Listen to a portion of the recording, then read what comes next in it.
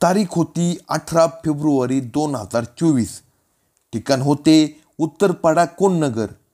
येथे रविवारी एका घरातून लहान मुलाचा ओरडण्याचा आवाज येत होता.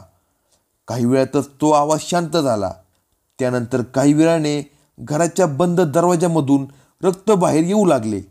त्यामुळे शेजारच्या लोकांनी घराचा दरवाजा उघडला. समोरचे दृश्य पाहून लोकांच्या पायाखालची जमीन सरकली. समोर एक 10 वर्षाचा मुलगा रक्ताच्या थारोळ्यात पडला होता. त्याच्या पोटावर, छातीवर चाकूने वार करण्यात आले होते. तसेच त्याच्या हाताच्या नसा चाकूने कापल्या होत्या. त्याच्या डोक्यामध्ये एका जड वस्तूने हल्ला केला होता. या दुर्दैवी घटनेने कुटुंबाला व शेजारी लोकांना मोठा धक्का बसला होता. या खुनाची माहिती कुणीतरी पोलीस स्टेशनला दिली. हत्येची माहिती मिळताच पोलिसांनी घटनास्थळी धाव घेतली. पोलिसांनी मृतदेहाचा पंचनामा केला. तसेच फॉरेन्सिक टीम व श्वान पथक घटनास्थळी बोलावून घेतले. फॉरेन्सिक टीमला घरात फक्त घरातल्या माणसांच्याच फिंगरप्रिंट मिळाल्या. पोलिसांनी आजूबाजूला लागलेले CCTV कॅमेरे चेक केले तेव्हा मुलाची आईच घरातून बाहेर जाताना दिसत होती. काही पुरावा मिळतो का याचा शोध पोलिसांनी घेतला होता. चौथीमध्ये शिकत असणाऱ्या 10 वर्षाच्या मुलाला कुणी आणि का मारले असावे हे एक मोठे रहस्यच होते. जेव्हा घरात कुणी नव्हते तेव्हा ही हत्या झाली होती. मुलाचे आई वडील दोघेही कामाला जातात. जेव्हा ही हत्या झाली तेव्हा त्याचे आई वडील दोघेही कामाला गेले होते. घटनास्थळी जबरदस्तीने कुणी घरात घुसलंय किंवा दरवाजाची तोडफोड झाली असा कोणताच पुरावा घरात दिसत नव्हता. त्यामुळे कुणी ओळखीच्या व्यक्तीने ही हत्या केली असावी असा पोलिसांना अंदाज आला होता. त्यांच्या घरामध्ये एक कुत्रा होता जो की घटना झाली त्यावेळी तो शांत होता. हा कुत्रा कुणी अनोळखी व्यक्ती घरात शिरला की त्यांच्यावर लगेच भुंकतो. परंतु ज्यावेळी घरात खून झाला, लहान मुलगा रडण्याचा आवाज आला तरीही कुत्रा हा भुंकला नव्हता. घरातील पैसे, दागदागिने सर्व जागच्या जागी होते. त्यानुसार पोलिसांच्या संशयाची सुई आता घरातल्या माणसांवरच फिरत होती. घरामध्ये एकुलता एक मुलगा व त्याचे आई वडील असे राहत होते. पोलिसांनी मुलाच्या आई वडिलांना चौकशीसाठी पोलीस स्टेशनला बोलावून घेतले व त्यांच्याकडे चौकशी सुरू केली. चौकशी दरम्यान आईने जे सत्य कथन केले ते ऐकून पोलिसांच्या तळपायाची आग मस्तकात गेली. घटनेची सविस्तर माहिती घेण्यासाठी हा व्हिडिओ पूर्ण पहा. तसेच अशा प्रकारच्या नवनवीन क्राईम स्टोरी ऐकण्यासाठी कलम 302 या मराठी चॅनेलला सबस्क्राईब करा. शांता कुमारी उर्फ गुड्डी हिचा विवाह 2012 मध्ये पंकज याच्याबरोबर समाजाच्या रीतिरिवाजाप्रमाणे झाला होता. पंकज हा एका प्रायव्हेट कंपनीमध्ये मॅनेजर म्हणून नोकरी करत होता. 2014 मध्ये पंकज आणि शांता यांना मुलगा झाला. त्याचे नाव श्रेयस असे ठेवण्यात आले.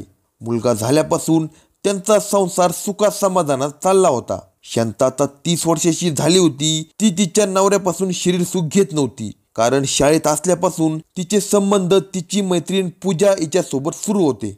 शांता ही एक लेस्बियन होती. तिची मैत्रीण पूजा हिचे 2018 मध्ये लग्न झाले होते. पण 2023 मध्ये तिने तिच्या नवऱ्यापासून घटस्फोट घेतला होता. ती आता शांता हिच्या नादाला लागली होती. शांताचा नवरा पंकज जेव्हा कंपनीत जायचा तेव्हा पूजा घरी यायची व त्या दोघी मनसोक्त शरीर सुखाचा आनंद घेत होत्या. मुलगा शाळेत व नवरा कंपनीमध्ये, त्यामुळे शांता व पूजा यांना शरीर संबंध करण्यासाठी भरपूर वेळ मिळत होता. एक महिला शांता हिच्या घरी नेहमी येते याचे शेजारच्यांना पण काही वाटत नव्हते, कारण पूजा एक महिला होती. एक दिवशी शांताचा नवरा पंकज कामाच्या निमित्ताने अचानक घरी आला. त्यांनी पूजा व शांताला एकत्र पाहिले. त्या दिवसापासून शांता व पंकज यांच्यामध्ये भांडणे होऊ लागली. त्या दिवशीपासून नवरा बायको शांता व पंकज यांच्यामध्ये भांडणे होऊ लागली. 2-3 महिने पूजा ही शांताच्या घरी आली नव्हती. पूजा आणि शांताच्या मध्ये आता शारीरिक संबंध होत नव्हते. त्यामुळे दोघींना पण आता विरह सहन होत नव्हता. त्यांनी परत एकत्र येण्याचा निर्णय घेतला. आता दररोजच पूजा ही शांताच्या घरी येऊ लागली व दुपारी बेडवर त्या दोघी मिळून शरीर सुखाचा आनंद घेऊ लागल्या. त्यांचे दिवस आता आनंदामध्ये चालले होते. शांताचा मुलगा श्रेयांश हा आता 4थी मध्ये शिकत होता. 18 फेब्रुवारी रोजी श्रेयांश हा क्लाससाठी बाहेर गेला होता. तसेच शांताचा नवरा पंकज हा बिझनेस ट्रिपसाठी बाहेर गेला होता. या सुवर्ण संधीचा फायदा शांता आणि पूजाने घेतला. पूजा ही शांताच्या घरी आली व दोघी जणी बेडरूम मध्ये जाऊन शरीर संबंध ठेवू लागल्या. त्या दोघींनी आता संपूर्ण कपडे काढून टाकले होते. त्या मनसोक्त काम क्रीडा करू लागल्या. या घाई गडबडीमध्ये त्या दरवाजाला कडी लावायच्या विसरल्या होत्या. श्रेयांश हा क्लासरूम मधून घरी आला व त्याने बेडरूम मधील दृश्य पाहिले. समोरचे दृश्य पाहून तो हादरून गेला होता. त्याची आई शांता व पूजा पूर्ण भोंगळ्या होऊन शरीर संबंध करत होत्या. या अवस्थेत श्रेयांशने आपल्याला पाहिले हे समजल्यावर त्या दोघीही घाबरून गेल्या. आता काय करायचे हे त्यांना समजत नव्हते. यावेळी त्यांनी जो निर्णय घेतला तो निर्णय खूप निर्दयी होता. आपल्या मुलाने जे पाहिले तो घरी सगळ्यांना सांगेल याची त्यांना भीती होती. म्हणून त्यांनी हा कठोर निर्णय घेतला होता. शांताने किचन मधला भाजी चिरण्याचा चाकू आणला तोपर्यंत पूजाने घरातील धातूच्या गणपतीच्या मूर्तीने श्रेयांशच्या डोक्यामध्ये जोरात वार केला. तसा तो खाली पडला. आता त्याचे डोके फुटून रक्त जमिनीवर वाहू लागले होते. शांता तोपर्यंत किचन मधून चाकू घेऊन आली. तिने त्या चाकूने श्रेयांशच्या पोटावर व छातीवर चाकूने वार केले. एवढे करून देखील तिचे भागले नव्हते. तिने आता त्याच्या हाताच्या नसाही कापून टाकल्या होत्या. फक्त शरीर सुखासाठी तिने आपल्या एकुलत्या एक पोटच्या मुलाचा जीव घेतला होता. संपूर्ण घरामध्ये रक्ताचे पाट वाहू लागले होते. आपल्या हातून खुनाचा गुन्हा झाला आहे तो लपवण्यासाठी त्या दोघीही घटनास्थळावरून पळून गेल्या.